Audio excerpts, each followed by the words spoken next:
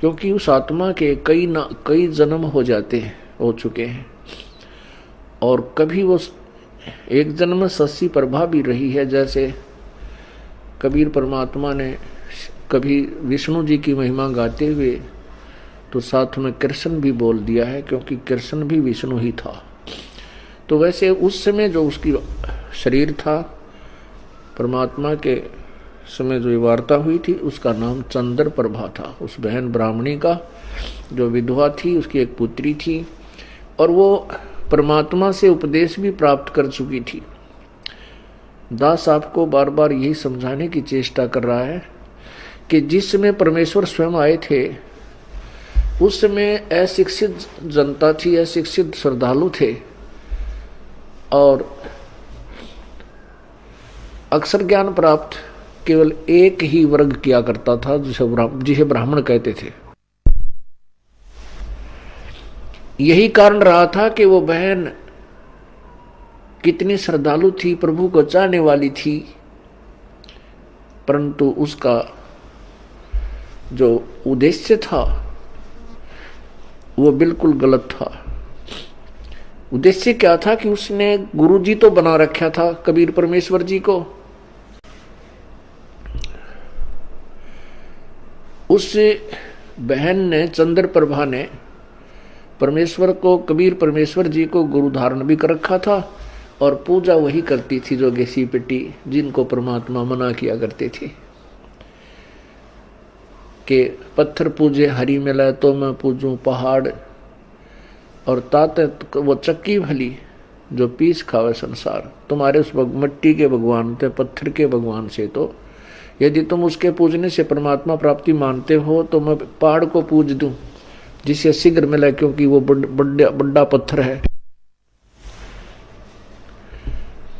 और तुम्हारे उस मिट्टी के भगवान से अच्छी तो वो पत्थर के भगवान से अच्छी तो वो पत्थर के पार्ट युक्त चक्की, जो हाथ से आटा पीसने की चक्की होती थी। कहते वो चक्की अच्छी, जिससे कम से कम आटा तो पीस देता वो पत्थर। परमात्मा यही ज्ञान रह कर दिया करते थे कि मंदिर के अंदर प्रभु नहीं है, मंदिर में केवल प्रभु का चित्र है। प्रभु से काम बनेगा, प्रभु से लाभ होगा, चित्र से नहीं। जैसे सेब का चित्र पत्थर का बनाकर रख ले मूर्ति, और बहुत खूबसूरत और बिल्कुल जो कि तो मिलती जुलती होती है, और उस सेब की मूर्ति की ही पूजा करते रहें, उसी को उठाकर रखते रहें, बार बार उसकी जो है ना धूप दीप करते रहें, नहीं, वो सेब की पत्थर की मूर्ति खाने योग्य नहीं है। वह उस सेब ढूंढना पड़ेगा, वो सेब लेना पड़ेगा। सेब प्राप्त कैसे होगा? उसके लिए पहले मजदूरी करनी होगी, मजदूरी करके 2 पैसे जेब में डालने होंगे, रुपए। उन रुपयों के, उस धन के प्रतिफल में हम उस सेब को खा सकेंगे, उसका आनंद ले सकेंगे। ऐसे ही हम परमात्मा के प्राप्ति रूपी सत्य साधना रूपी मजदूरी करेंगे। इस भक्ति के धन से हम परमात्मा को प्राप्त करेंगे, उस मूर्ति की पूजा करने से नहीं। अब वो बहन चंद्र प्रभा कबीर जी को तो एक साधारण संत भक्त मानती थी, संत मानती थी, गुरु जी मानती थी, और जगन्नाथपुरी में रखी उन बिना बगैर पंजे के हाथों वाली मूर्ति को वो भगवान मानती थी। इसी भ्रम को निवारण करने के लिए प्रभु ने ये लीला की, एक तीर से 2 शिकार किए। उधर से वीर सिंह जी भी उनको परमात्मा नहीं मान पा रहे थे, उनको केवल एक संत और गुरु ही मानते थे। परमात्मा कहते हैं कि गुरु मानुष कर जानते ते नर कहिए अंध, होवे दुखी संसार में आगा यम के फंद।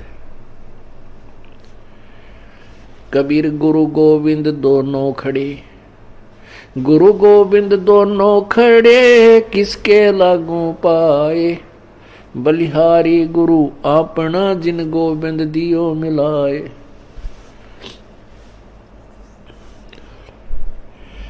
कबीर हरि के रूठता गुरु की शरण में जावे। कहें कबीर गुरु रूठ गए तो हरि ना होत सहाय। पुण्यात्मा, हमने परमात्मा गुरु जी को परमात्मा मानना पड़ेगा। उस समय तो परमात्मा स्वयं आए थे, लेकिन वो भूमिका गुरु की ही कर रहे थे, एक संत की कर रहे थे। और उस समय परमात्मा स्वयं आए हुए थे तो भी ज्ञानहीन व्यक्ति, श्रद्धालु, अनुयायी तो भी उनको एक सिंपल मैन मानते थे, एक भक्त गुरु संत ही मानते थे। क्योंकि ऐसे शिक्षित व्यक्ति जो होते हैं वो ज्ञान के तह तक नहीं पहुंच पाते। कितनी बार समझा लिया प्रभु ने, लेकिन एक वो अक्षर ज्ञान युक्त अज्ञानी संस्कृत भाषा बोलकर और उस भोली आत्माओं को गुमराह कर देता था कि तुम्हारा गुरु तो अशिक्षित है, उसको अक्षर ज्ञान है ही नहीं, वो वेदों और गीता के बारे में जानता ही नहीं, वो तो कोई बकवाद घड़ता है, झूठ बोलता है। तो हम वो अनुयायी जो प्रभु के थे वो विचलित हो जाते थे और वो मान लेते थे उस अज्ञानी अक्षर ज्ञान युक्त प्राणी की इन बातों को कि सचमुच हमारे गुरु जी तो अशिक्षित हैं, इसलिए ये वेदों और गीता को तो नहीं जान सकते। और वेदों और गीता जी के बारे में तो ब्राह्मण लोग ही सही बताते हैं, पुराणों के विषय में यही सही जानते हैं, क्योंकि सभी पुराण, सभी पवित्र सदग्रंथ, पवित्र गीता जी, पवित्र चारों वेद, पवित्र पुराण सभी संस्कृत लैंग्वेज के अंदर लिपिबद्ध है। इस बात का वो नाजायज फायदा उठाएगी। परमात्मा ने इसलिए ये समय सेलेक्ट किया, ये टाइम सेलेक्ट किया कि पिछली पीढ़ी के अंदर शिक्षित होगा सारा समाज, उस समय ये मेरे को पहचान पाएंगे मेरे बच्चे, और इन काल के दूतों को ये धिक्कार देंगे, ठुकरा देंगे, छोड़ देंगे, त्याग देंगे। गुरु मानुष कर जानते ते नर कहीं है अंध, ओए दुखी संसार में आग यम के फंद। पुण्यात्मा, अज्ञान की इतनी गहरी छाप हमारे ऊपर हो चुकी है कि हम परमात्मा की परिभाषा से अपरिचित हैं। हम परमात्मा को निराकार मानते हैं। ये अज्ञानी संत, ऋषि, महर्षि और गुरुजन परमात्मा को निराकार बताते रहे, जबकि हमारे सब सदग्रंथ और जिन महापुरुषों ने परमात्मा के दर्शन हुए उन्होंने अपनी अमृतवाणी में परमात्मा को साकार बताया है और मनुष्य सदृश बताया है, मनुष्य जैसा। लेकिन उनके शरीर के मटेरियल में और हमारे शरीर के मटेरियल में बहुत अंतर है। परमेश्वर का शरीर तेज पुंज का है, उनके शरीर की शोभा बहुत ही अधिक है। करोड़ सूर्य और करोड़ चंद्रमा की मिली जुली रोशनी भी उनके एक रोमकूप की रोशनी से फीकी है। वो साकार हैं और मनुष्य सदृश हैं। परमात्मा के उस स्वरूप को चरम दृष्टि से नहीं देखा जा सकता, उसको केवल दिव्य दृष्टि से देखा जा सकता है। और परमात्मा जब यहाँ आते हैं अपने उस अत्यधिक तेजों में शरीर के ऊपर एक हल्का ओवरकोट डालकर अपने शरीर के उस वास्तविक तेज को कुछ छुपा करके यहाँ प्रकट होते हैं, सहशरीर आते हैं और सहशरीर चली जाते हैं। उसमें वे एक संत, भक्त, हंस और एक जनसाधारण की भूमिका करते हैं। परमात्मा पाने के लिए गुरु जी, गुरु बनाना अति आवश्यक है। राम कृष्ण से कौन बड़ो उन्हों भी गुरु कीन, तीन लोक के वे धनी गुरु अग अधीन। राम कृष्ण बड़तेपुर राजा, तीन गुरु बंद कीन निज काजा। कहते हैं राम कृष्ण से तो तुम किसी को बड़ा नहीं मानते। उन श्री रामचंद्र जी ने और श्री कृष्ण चंद्र जी ने भी गुरु बनाए, और वो तीन लोक के मालिक भी गुरु जी के समक्ष नतमस्तक रहे, एक गुरु मर्यादा में रहे। श्री रामचंद्र जी ने वशिष्ठ जी को गुरु बनाया, और श्री कृष्ण चंद्र जी ने दुर्वासा जी को आध्यात्मिक गुरु बनाया। श्री कृष्ण जी के संदीपनी जो थे वो अक्षर ज्ञान के गुरु थे, उन्होंने उनको अक्षर ज्ञान सिखाया था। गुरु मानुष कर जानते, अब ये तो सिद्ध हुआ कि गुरु का होना अति आवश्यक है। आध्यात्मिक अपने इस ज्ञान आध्यात्मिक मार्ग को, आध्यात्मिक क्रियाओं को सफल करने के लिए, परमात्मा प्राप्ति के लिए गुरु जी का होना अति आवश्यक है। अब गुरु जी के प्रति हमारा कैसा व्यवहार बर्ताव हो। गुरु गोविंद कर जानियो, रहिए शब्द समाये, मिले तो दंडवत बंदगी, नहीं पल पल ध्यान लगावे। कहते हैं परमात्मा स्वयं संकेत कर रहे हैं कि गुरु गोविंद कर जानियो, गुरु जी को भगवान मानकर चलना और उनकी आज्ञा का पालन करना, उनके द्वारा दिए गए मंत्र का खूब डट के साधना करना, भजन करना श्रद्धा से। और जब भी आपको मिले दंडोत प्रणाम कीजिए। यदि आपसे दूर हैं तो पल पल उन्हीं का ध्यान कीजिए।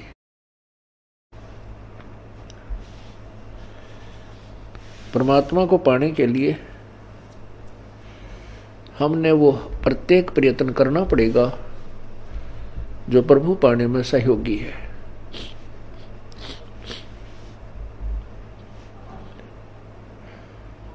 जैसे ये दास है, उसने तो परमात्मा स्वयं आए थे, अब ये दास बेच दिया अपना। ये दास भगवान नहीं है, लेकिन परमात्मा के नियम अनुसार आप जी ने इस दास को भगवान के तुल्य मानना होगा। आपने परमात्मा मानना होगा। फॉर एग्जाम्पल, जैसे एक मैथमेटिक्स का, गणित का एक प्रश्न होता है ऋण का, उसके अंदर मूलधन ज्ञात करना होता है। मूलधन ज्ञात करना होता है, उसमें सपोज करना होता है, उसमें मानना होता है, मान लीजिए मूलधन 100 रुपये। वो जो मूलधन हमने ज्ञात करना होता है वो तो लाखों और करोड़ों में होता है, लेकिन 100 रुपये मूलधन मानकर फिर दर निकाल ली जाती है। उस दर को मल्टीप्लाई करके फिर वो वास्तविक मूलधन निकाला जाता है। जब तक 100 रुपये मूलधन नहीं मानेंगे तब तक वो वास्तविक मूलधन आपको प्राप्त नहीं हो सकता, आपका प्रश्न हल नहीं हो सकता और आपको 0 नंबर मिलेंगे। इसी प्रकार ये भक्ति आध्यात्मिक परमात्मा प्राप्ति रूपी जो प्रश्न है, ये इक्वेशन है, ये क्वेश्चन है, इसको हल करने के लिए, इसको सोल्व करने के लिए आपने इस दास को भगवान मानना पड़ेगा। तब आपकी आध्यात्मिक क्रियाएं सफल होंगी। जैसे आप यहां से जाओगे, आपने परमात्मा देखा नहीं है, आपने इस दास को देखा है, वो परमेश्वर इस दास का रूप धारण करके आपके समक्ष वहां खड़ा होगा। अब जैसा जिसका व्यवहार इस दास के प्रति यहां है वो वैसा ही करेगा। जैसा आपका इस दास के प्रति आपके मन में दोष या श्रद्धा है वो ज्यों की त्यों वहां होगी। जब आपकी वहां एक बार फिर जो है पछोड़ लाओगा परमात्मा। आपके पास भक्ति धन भी है, आपके अंदर गुरु जी के प्रति वह श्रद्धा नहीं है जितनी भगवान के प्रति होनी चाहिए, तो भी आप वहां से रिजेक्टेड हो जाओगे तिरकुटी के ऊपर। पुण्यात्माओं, ये आपको रिहर्सल कराई जा रही है आपसे, और आपने इस रिहर्सल में इस दास को प्रभु मानकर व्यवहार करना है, परमात्मा जानकर हर तरह की क्रिया करनी है। बोलते समय, चालते समय, अंदर में कोई विशेष गुरु जी के विषय में विवेचन करते समय आपने ये जानना पड़ेगा कि जैसे हम भगवान के बारे में सोच रहे हैं, आपने ये विचार करना चाहिए कि हम गुरु जी के बारे में क्या सोच रहे हैं। नहीं, हम भगवान के बारे में सोच रहे हैं। यदि इस दास में कोई दोष देख रहे हो तो आप परमात्मा में दोष देख रहे हो, या तो फिर त्याग जाइए, यहां से चले जाइए। आपको ऐसे गुरु की आवश्यकता नहीं जिसमें आप दोष निकाल रहे हो। हम इसी प्रकार परमात्मा को प्राप्त कर सकते हैं।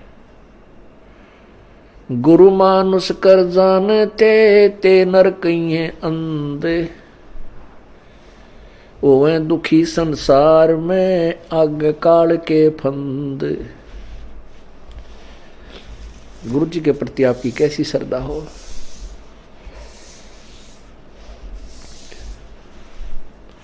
जैसे वो बहन चंद्र प्रभा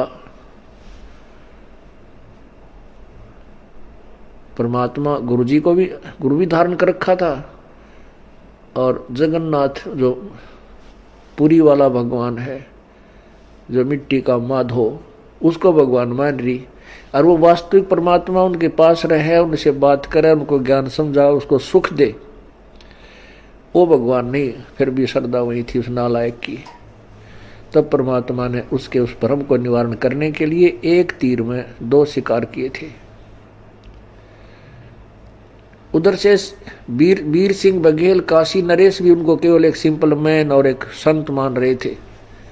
जब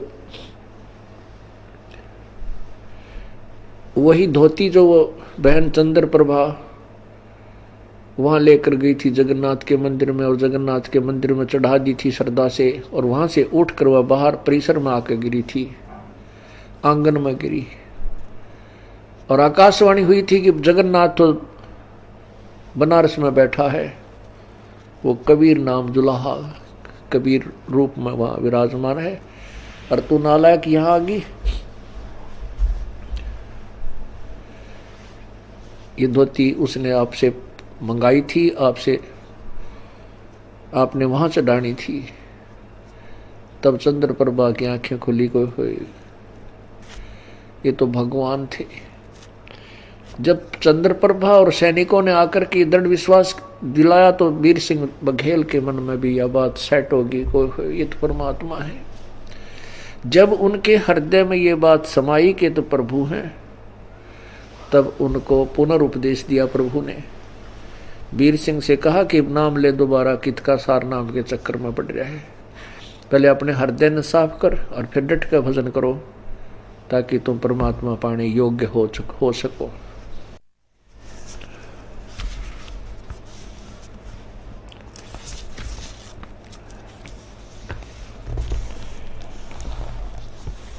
गुरु जी के प्रति गुरु की महिमा आप प्रतिदिन पढ़ते हो नित्य नियम में, लेकिन आप पढ़ते हो उसके ऊपर विवेचन नहीं करते। आप प्रतिदिन क्या सुनते और पढ़ते हो।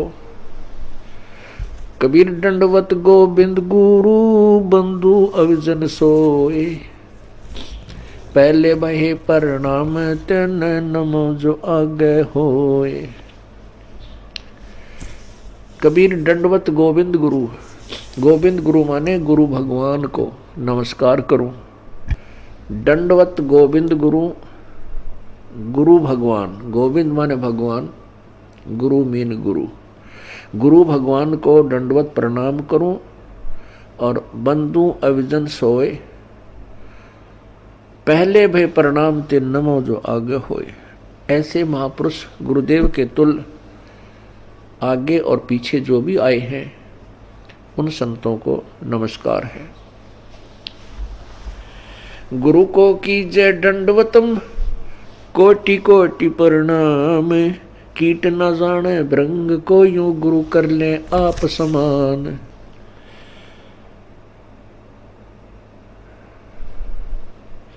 गुरु गोविंद कर जानियो, रहियो शब्द समाए।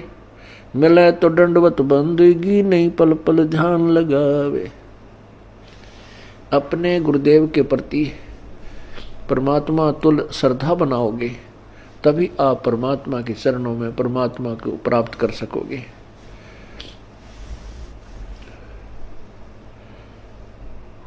गुरुदेव में कैसे आपकी श्रद्धा बनी वह बताया है कि सामने आए तो दंडवत प्रणाम हो, और नहीं तो फिर उन्हीं का ध्यान, उन्हीं के द्वारा दिए गए मंत्र पर विवेचन, उसका सिमरण, और रह रह कर आपके हृदय ये आत्मा ये पुकार करेगी, तड़फेगी को हो ऐसा निर्मल ज्ञान है भगवान कहाँ थे, अगर गुरु जी ना मिलते तो हमारी क्या दुर्गति होती। इस तरह की विवेचन जो करना है यह भी गुरुदेव का ध्यान है।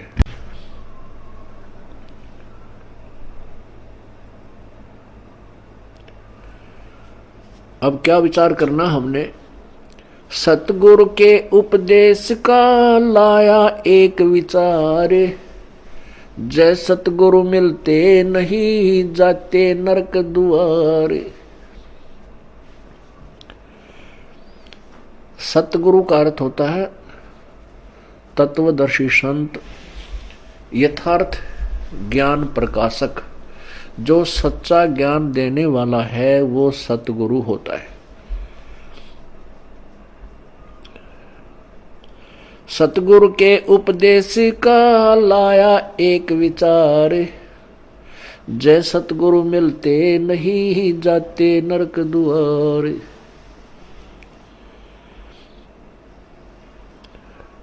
यम द्वार में दूत सब करते खेचातान। उनत कभू ना छूटेता, फिर फिरता चारों खानी। कबीर चार खानी में भरमता, कभो न लगता पार। सो फेरा सब मिट गया, मेरे सतगुरु के उपकार। होय होय, इतनी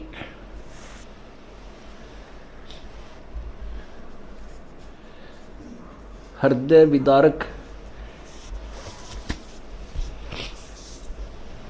वाणी परमेश्वर ने बोली है कि सतगुरु माने पूरे संत से और प्रॉपर वे ऑफ वर्शिप, यथार्थ परमात्मा की भक्ति हमें प्राप्त हुई तो हमारा कितना दुख निवारण हुआ।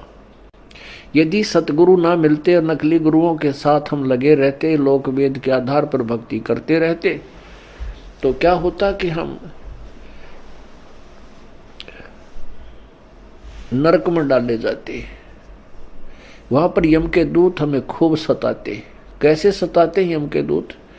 जैसे किसी को कोड लगा हुआ हो और उसको फिर ये किसी के जख्म हो गए हो, फुंसी हो जाए, उनमें मवाद हो, ये मक्खियां कितना परेशान किया करती हैं। ऐसे यम के दूत नरक के अंदर इन प्राणियों को परेशान करते हैं। इनके शरीर पर ऐसा उस पाप के कारण ऐसी व्यवस्था बन जाती है सूक्ष्म शरीर पर, और जिसमें यहां से लेकर के यम के दूत चलते हैं भक्तिहीन प्राणी को, और जो भक्ति कर रहा है लेकिन शास्त्र विरुद्ध कर रहा है उस प्राणी को, तो वहां नरक में डालने के लिए झुंड के झुंड को, पूरे समुदाय को लठ मार मार कर ले जाए। जैसे किसी पशु को फाटक में रोकते हैं और वो उसमें जाने से आनाकानी करता है, वापस भागता है, तो उस पशु को लठ मार मार कर और फाटक में बंद कर देते हैं। ऐसे ही यम के दूत लंबे लंबे भाले लेकर, हाथों में गदा लेकर के इनको कूटते हुए और उस नरक के अंदर ठोक देते हैं। ये वापस भागते हैं क्योंकि आगे इतना बुरा हाल, इतना गंदा स्थान, और जो पहले के प्राणी वहां डाल रखे हैं वो बुरी तरह चिल्ला रहे होते हैं। अब उनको देख करके ये वापस भागने की चेष्टा करते हैं, और पीछे तो फिर वो यम के दूत कुट्टे। वहां उनकी जो रिहर्सल होती है वह खेचा ताने। उस खेचातान की बिरान माटी, वो दुख, और फिर नरक के अंदर कष्ट। उसके बाद क्या होता कि 84 लाख योनियों में कभी कुत्ते बनते, कभी गधे बनते, सुअर बनते, और गंदी नाली के कीड़े बनते। वो सब सारा का सारा कष्ट परमेश्वर के इस सत्य नाम से, पूरे संत के ज्ञान से और उनके द्वारा बताई गई भक्ति विधि से सब आप बाईपास निकल गए।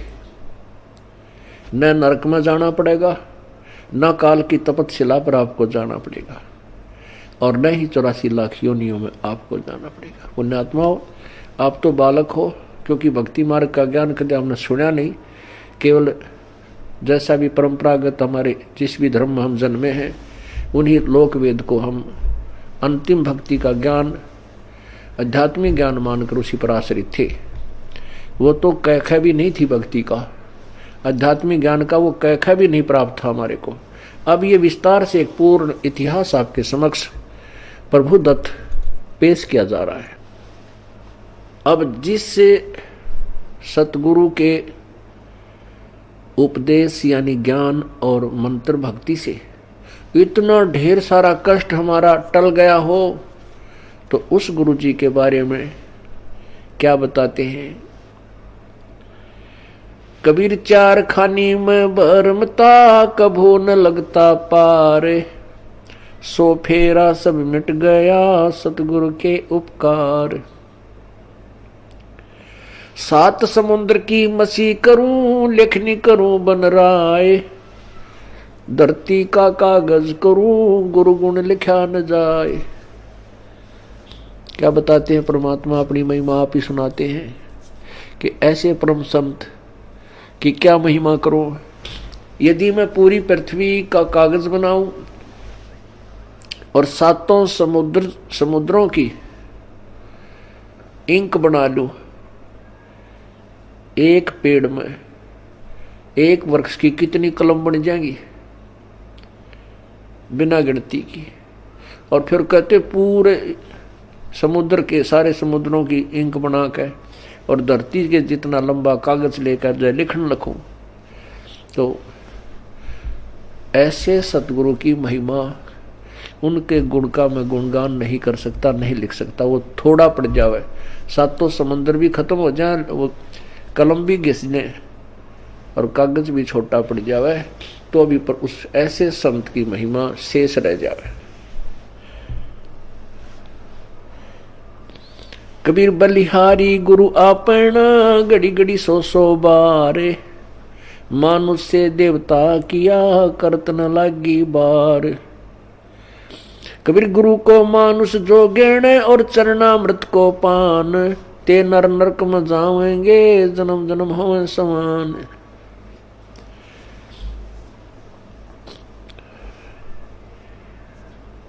कहते हैं अपने सतगुरु के ऊपर मैं बलिहारी हूं, घड़ी घड़ी 100 बार उनके द्वारा दिए गए ये अनमोल ज्ञान रह रहकर उमंग के साथ याद किया जाता है, और ऐसे संत के प्रति एक विशेष श्रद्धा बनती चली जाती है। बलिहारी गुरु आपना, घड़ी घड़ी 100 बार, मानुष से देवता किया करत न लाई वार। हम मनुष्य का शरीर अवश्य रखते थे, लेकिन कर्म मनुष्य के हमारे नहीं थे। मनुष्य के कर्म अब प्रारंभ हुए हैं, बुराइयों से दूर होना और परमात्मा का यथार्थ भक्ति मार्ग ग्रहण करना। किसी को लूटना नहीं, चोरी नहीं करना, मिलावट नहीं करना, रिश्वत नहीं लेना, किसी की आत्मा नहीं दुखाना, क्योंकि आत्मा हम वैसे नहीं दुखाने से बंद हो सकते, हम मिलावट करने से या रिश्वत लेना वैसे नहीं छोड़ सकते जब तक हमें इसके होने वाले दुष्प्रभाव का ज्ञान ना हो। जैसे विष से हम क्यों डरते हैं, क्योंकि उससे होने वाले दुष्प्रभाव से हम पूर्ण परिचित हैं। और नादान बालक उसी बोतल में जिसमें विष रखा हो मुंह का लगा कर पी ले और जान मृत्यु को प्राप्त हो जाए, जान से हाथ धो बैठे। ऐसे ही जो बुराइयां करते हैं वो अपना जीवन बर्बाद कर रहे हैं। जिसमें हम तत्व ज्ञान के कारण ये पूर्ण ज्ञान हो जाएगा कि जो हम कर्म करते थे वो विष खा रहे थे, तो हम अब पुनः विष नहीं खा सकते। इसलिए परमात्मा अपनी महिमा भी बताते हैं कि गुरु मानुष से देवता किया और करत न लागी वार।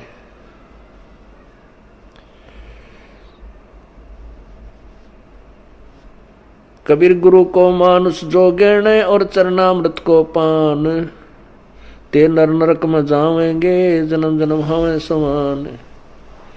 गुरु मानुष कर जानते ते नर कहिए अंध, ओवे दुखी संसार में आगे यम के फंद। कबीरा ते नर अंध है गुरु को कहते और, हरि के रूठे ठोर है गुरु रूठे नहीं ठोर। कबीरा हरि के रूठते गुरु की शरण में जाए, कह कबीर गुरु रूठ गए तो हर ना होत सहाय। कबीर गुरु से ज्ञान जो लीजिए शीश दीजिए दान, भौतुक भोंदू बह गए ये राख जीव अभिमान। अब क्या बताते हैं परमात्मा, आप ही आकर के अपने पाने की विधि को और गुरु मर्यादा को वो स्वयं बता रहे हैं।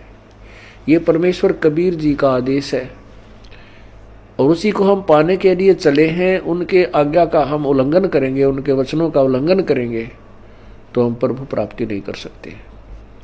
फिर फायदा क्या इस परमात्मा के मार्ग पर लगने का। और ये इतना आसान मार्ग है कि गरीब से गरीब और साहूकार से साहूकार, रंक से रंक और राजा से राजा, कितना ही महाराजा भी क्यों ना हो वो भी प्रभु प्राप्ति कर सकता है। लेकिन उसने अपनी क्रियाओं में परिवर्तन करना होगा और प्रत्येक कदम परमेश्वर के निर्देश अनुसार ही रखना होगा, तब हम परमात्मा पा सकेंगे। अब क्या बताया है कि गुरु गोविंद दोनों खड़े किसके लागू पाए। बलिहारी गुरु आपना जिन गोविंद दियो मिलाए।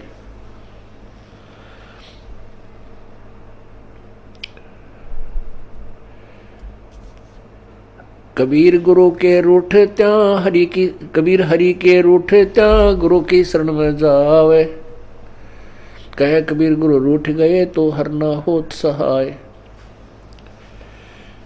परमात्मा स्वयं ही बता रहे हैं कि एक तरफ गुरुजी खड़े हैं और दूसरे साथ में परमात्मा खड़े हैं, तो किसके हम चरण छुएं, किसका विशेष आदर करें, किसकी चाह प्रथम करें। आप ही उत्तर दे रहे हैं कि बलिहारी गुरु आपना जिन गोविंद दियो मिलाए। अब इस उदाहरण को आपको समझाया जाएगा कि जैसे एक मटके में घड़े में जल है, वो तो समझो भगवान है। एक तरफ हैंडपंप खड़ा है वर्किंग पोजीशन में, चालू हालत में। एक तरफ तो हैंडपंप यानी नल है, एक तरफ एक मटके में घड़े में जल है। तो उस मटके के जल को तो भगवान समझो और नलके को गुरु जी समझो। तो इन दोनों में से कहते मैं किसके चरण छूं, अर्थात किसको महत्व दूं। आप ही उत्तर देते हैं कि बलिहारी गुरु आपना जिन गोविंद दियो मिलाए। मटके में 10 किलो 20 किलो पानी है, जल है, और उसने कोई वो गिर जाता है, टूट जाता है, खत्म हुआ, या पीने से भी वो समाप्त हो जाता है। यदि हैंडपंप ठीक है, वो खराब नहीं है, तो इसे 1000 मटके भर देगा। कहने का भाव ये है कि यदि आपका राम कब रूठ गया, कबीर हरि जय रूठ जा, कबीर गुरु जय रूठ गया तो हर नहीं होत सहाय। और यदि कबीर हरि जय रूठ जा, गुरु की शरण में जावे, जिसमें आप जी के ऊपर किसी व्यक्ति के ऊपर आपत्तियों का दौर शुरू हो जाता है, वो स्वयं कहने लग जाता है, मेरा राम रूठ गया, मेरा परमात्मा रूठ गया, मेरे थे मेरा भाग फूट गया, मेरा राम रूठ गया। तो उसके पुण्य समाप्त हो गए, पाप कर्मों से वो प्रभावित हो रहा है।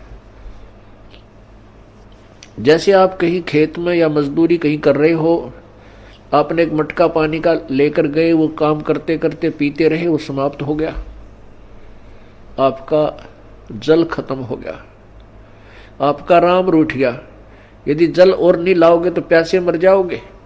तो कहाँ जाते हैं? हैंडपंप या कुएं में। उस कुएं से या हैंडपंप से वो जल, वो मटका फिर भर लाते हैं, तो वो फिर से काम शुरू हो गया। पुण्यात्मा जो दुखी प्राणी हैं, उनका राम रूठ गया, उनका राम रूठा हुआ है, उनका भगवान रूठा हुआ है, क्योंकि उनके पुण्य समाप्त हो गए। वो जल थोड़ा बहुत था, वो पी प्या लिया, तुमने खत्म कर दिया। अब कहाँ जाएंगे उस जल को लेने के लिए? हैंडपंप पर। हैंडपंप से आप फिर मटका भर लाइए, मटका भर लाए, फिर जो अभाव, जल के अभाव से जो कष्ट था वो समाप्त हो गया, आपके प्राण बचे। ऐसे ही गुरुजी हैंडपंप है और जल भगवान है। अब यदि आपने हैंडपंप पे तोड़ दिया, उसको मिस हैंडल करके, उसके साथ बदव्यवहार करके, उसका ऐसे ऐसे झटके पटके नू नू कर कर वो तोड़ दिया, उसकी कोई वासर खराब होगी या किसी प्रकार भी, तो जल आना बंद हो गया। तो फिर वो जल जितना आपके पास आपके पुण्य है वो चलेंगे, तब तक चलेंगे, उसके बाद फिर आपको फिर दुख शुरू हो जाएगा, अर्थात वो जल फिर प्राप्त करना होगा आपका। यदि आपने कहते हैं आपका गुरु रूठ गया, आपका हैंडपंप खराब हो गया, तो जल नहीं, हर नहीं करे सहाय, हर नहीं होत सहाय। वो जल तो रहा नहीं, क्योंकि हैंडपंप उसका स्रोत था। कबीर हरि के रूठते गुरु की शरण में जाए, कहें कबीर गुरु रूठेगे तो हर ना होत सहाय। परमात्मा आगे क्या बता रहे हैं?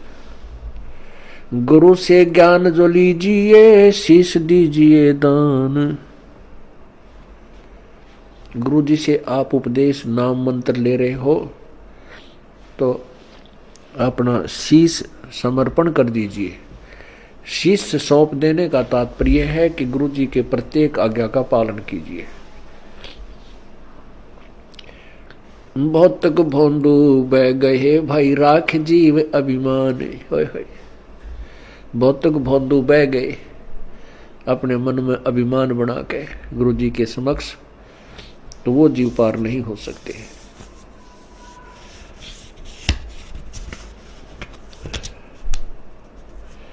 तन मन दिया तो भला किया, सिर का जासी भारे, जो कबहू के मैं दिया भाई बहुत सहे सिर मारे।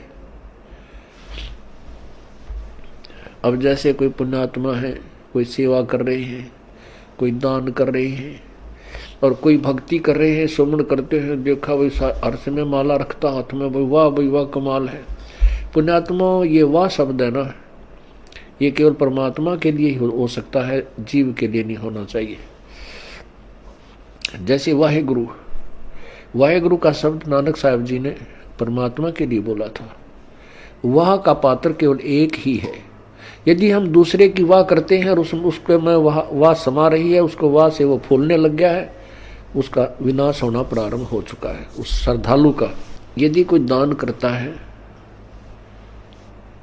और उस दान का उसी को फल मिल रहा है और दूसरे उसकी दान किए हुए दान को से उसी की प्रशंसा करते हैं, तो ज्ञानहीन प्राणी होता है, उस प्रशंसा का पात्र बनकर वो अभिमान करने लग जाता है। बट नेचुरल है, जिसको ज्ञान नहीं है अवश्य होगा।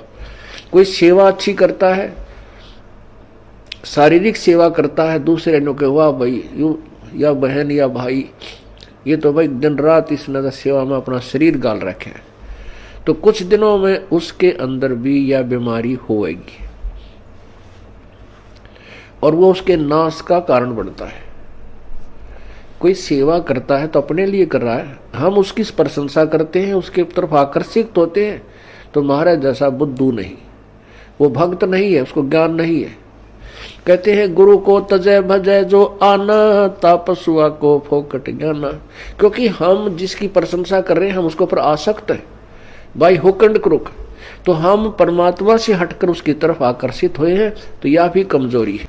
परमात्मा के पाने में हमने सारी कमजोरी मिटानी होगी।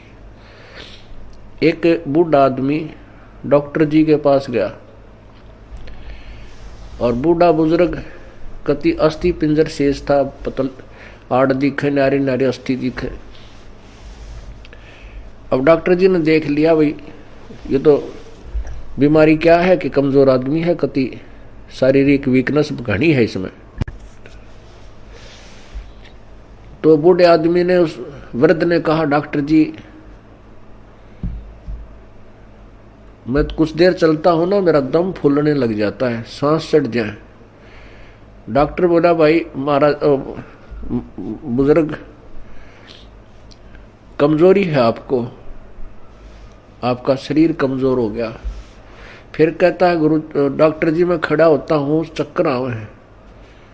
डॉक्टर बोला बूढ़ा कमजोरी है। फिर बोला जी पिंडी बढ़के हैं, यानी पिंडलियों में दर्द हो जाता है। डॉक्टर बोला कमजोरी है। और बूढ़े को गुस्सा आ गया।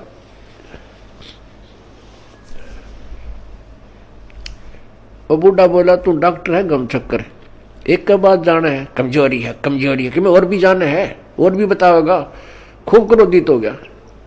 वो डॉक्टर बोला बूढ़े या भी कमजोरी है, क्योंकि कमजोर आदमी ने गुस्सा गणाया करे। तो पुण्यात्माओं ये हमारे अंदर जो कमजोरियां हैं ये हमने सारी हटानी पड़ेंगी, तब हम परमात्मा पा सकते हैं। ना तो ठीक है जिस आप कर रहे हो ऐसा फल मिल जाएगा, और आने वाले जन्मों में आप राजा बन सकते हो, देव बन सकते हो, महादेव बन सकते हो, ब्रह्मा विष्णु महेश बन सकते हो, क्योंकि आपके अंदर इतनी कमाई बन जाएगी। और उसके बाद फिर आप गधे बन सकते हो और कुत्ते बन सकते हो। तो हमने या जन्म मरण का दीर्घ रोग कटवाना पड़ेगा। अब समय आ गया है, उसकी औषधि का जो है खोज होगी है। जैसे पहले टीबी की कोई इलाज नहीं था, इसलिए इसको अक्षय रोग कहते थे। अक्षय माने नाश करने वाला, खत्म कर दे। अब टीबी कोई विशेष रोग नहीं रहा अगर समय पर उपचार करा लिया जाए तो इसी प्रकार अब इस जन्म मृत्यु रूपी अक्षय रोग की अब औषधि प्राप्त होगी हमें। थी तो पहले ही, लेकिन इसकी खोज करने वाला नहीं था। अब परमात्मा ने मेरे बख्शिश दास के ऊपर अपनी वो अनमोल जड़ी सरजीवन बूटी दे दी, इस सार नाम रूपी, और वो उससे ये जन्म मरण रूपी दीर्घ रोग आपका कटेगा। तो उस औषधि उपचार में आपने जो परहेज रखने हैं वो आपके नियम हैं, इनका भी पालन आपको आजीवन करना होगा, तभी आप इस रोग से मुक्त हो पाओगे। अब जैसे हम एक दूसरे पर आसक्त होते हैं, जो बड़ा अच्छा पाठ पढ़ता है, इसकी बड़ी अच्छी प्यारी बोली है, अरे पाठ भगवान की वाणी है, परमात्मा ने वाणी लिखी है, और वही वाणी आपको पढ़ के सुना दे, और या कोई गा के सुना दे, मीठी आवाज में सुना दे, बाकी आवाज में सुना दे, उस पर अमल हो। अब जैसे कोई शराब पिए पड़ा था और दूसरा व्यक्ति जाके कहने लगा कि भाई तुम्हारा चोरी होगी। वो शराबी कहता है चोरी होगी? अच्छा चोरी होगी, फिर बता क्या हो गया? चोरी हो गया। अब वो कोई कहे, उस शराबी नो कहे तेरी आवाज अच्छी नहीं, कोई गाने वाला आवे उसको बुलाओ, और वो नो कहे क्योंकि वो शराबी ये होगा। फिर दूसरा शराबी कहता है आपका चोरी हो गई, वो चोर भी नो कहे, और जिसका चोरी हो रही वो भी नो कहे चोरी हो गई, अरे नालायक को। फिर वो नो कहता हाँ ये बहुत बढ़िया बोल रहा है, इसकी आवाज बहुत प्यारी है, चोरी हो गई।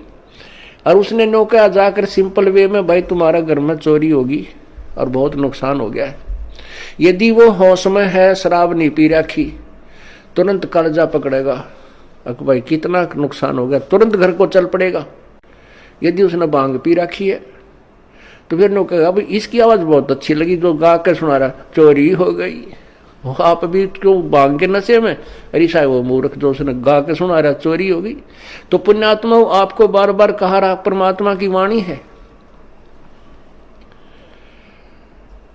क्या बताते हैं भगवान बार बार, इसने गा के कह दे चाहे वैसे कह दे, जो जिनकी भांग का नशा उतर गया वो तुरंत सचेत हो जाएंगे और उस मार्ग पर चल पड़ेंगे। क्या मन तू बस रे चल रे सुख के सागर, जहां शब्द सिंधु रत्नागर। अब चाहे इसने नू गा के सुना दे, अर्थे सिंपल वे में कह दे, मन तू चल रे सुख के सागर, जहां शब्द सिंधु रत्नागर। कोट जन्म तेरे भरमत हो गए, कुछ ना हाथ लग्या रे, कुकर सुकर खरबा बोरे कौआ हंस उदारे। कोटि जन्म तू राजा की ना मिटी न मन की आशा, और भिक्षुकों का धर धर घूमया, ये मिला ना निर्गुण रासा। इंद्र कुबेर ईश की पदवी, ब्रह्मा वरुण धर्मराया, विष्णुनाथ के लोक को जाके फिर भी उल्टा आया।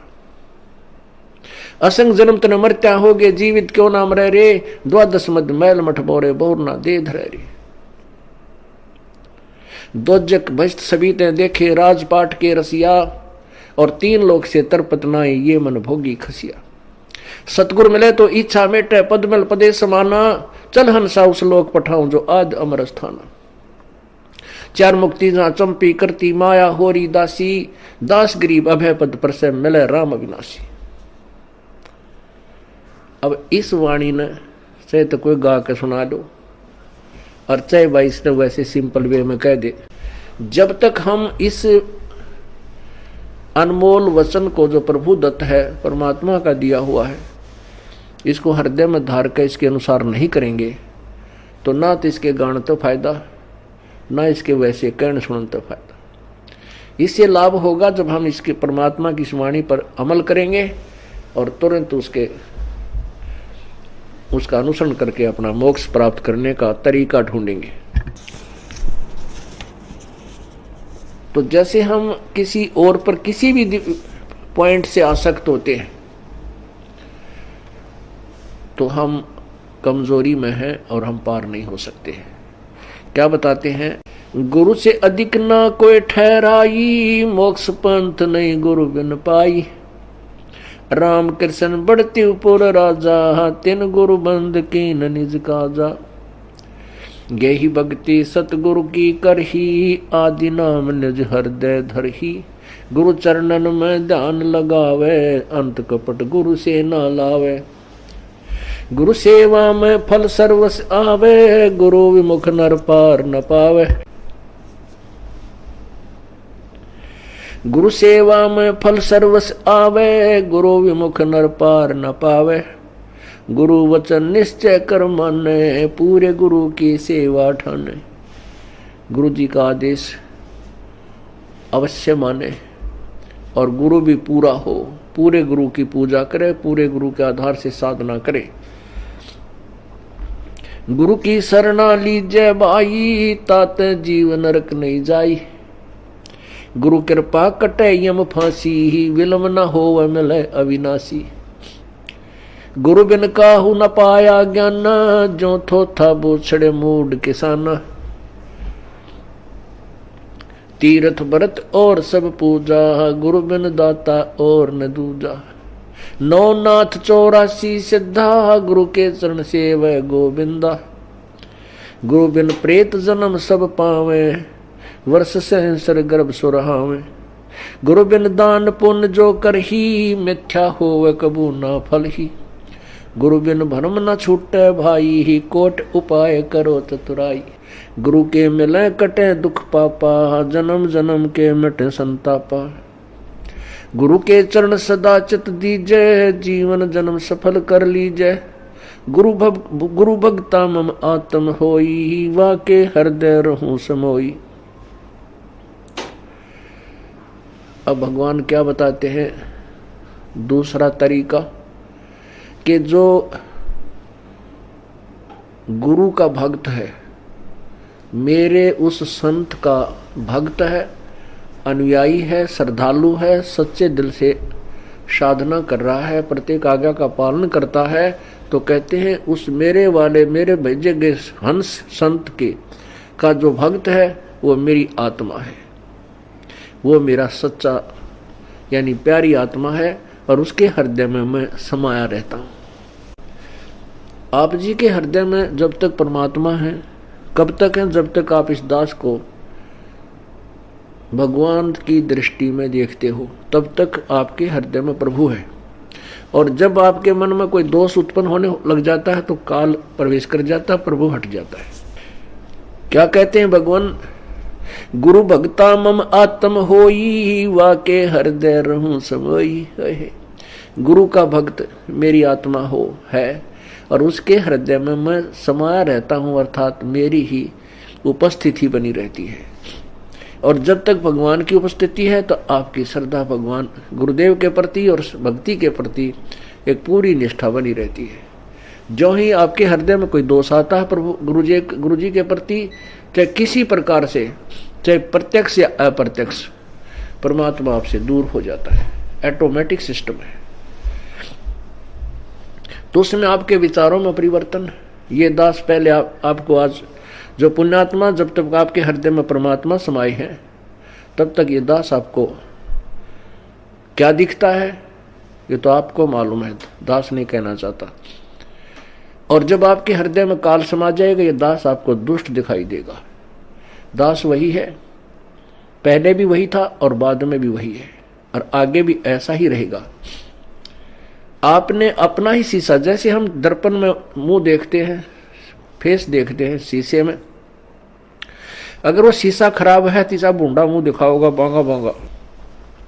कई बार ना कोई कार खड़ी हो और उसके पास से निकला तो अपना शरीर उस कार के शीशे में नू दिखा रहा, इतना बड़ा पेट सारा ठगना सा नू, ईसा बूंदा देखने भी जी ना करे।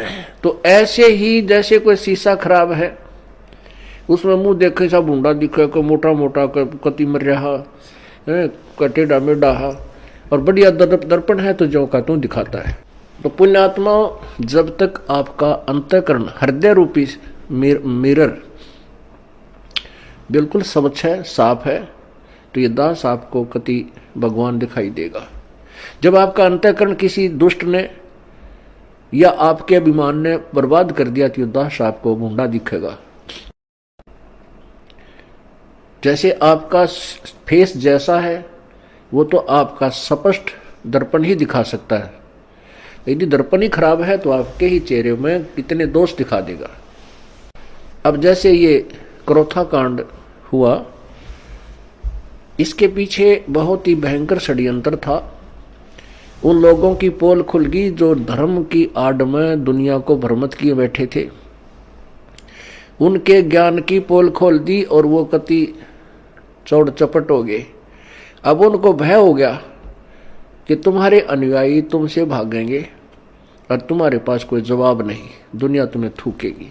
तो उन्होंने ऐसे झूठ झाट बोल कर राजा और प्रजा को भ्रमित करके इस दास के प्रति ना जाने के तूफान झूठ बोलती है।